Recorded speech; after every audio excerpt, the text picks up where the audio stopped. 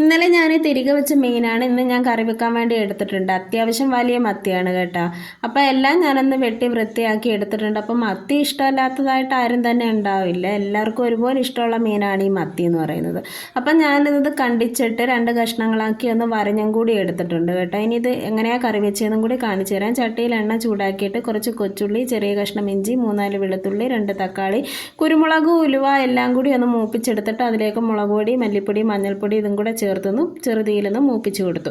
എന്നിട്ട് അത് ഞാൻ മിക്സിയുടെ ജാറിലൊന്ന് അരച്ചെടുത്തിട്ടുണ്ട്. എന്നിട്ട് അതേ ചട്ടിയിൽ തന്നെ ഈ അരച്ച അരപ്പും ജാറ് കഴുകിയ വെള്ളവും കൂടെ ചേർത്ത് അരപ്പൊന്ന് തിളപ്പിച്ചെടുക്കുന്നുണ്ട്. അതിലേക്ക് കറിവേപ്പില ആവശ്യത്തിനുള്ള ഉപ്പും കൂടി ഇട്ട് കൊടുത്തിട്ടുണ്ടായിരുന്നു. അപ്പോൾ അരപ്പ് തിളച്ച് വന്നപ്പോഴത്തേക്കും മീൻ കഷ്ണങ്ങളും കൂടെ ഇട്ട് കൊടുത്തിട്ട് അടിപൊളി മത്തിക്കറി ഇവിടെ റെഡിയായി വന്നിട്ടുണ്ട്. പിന്നെ ഒരു കപ്പ ഉണ്ടായിരുന്നു, അതും കൂടെ വേവിച്ചെടുത്തിട്ടുണ്ട് ഞാൻ.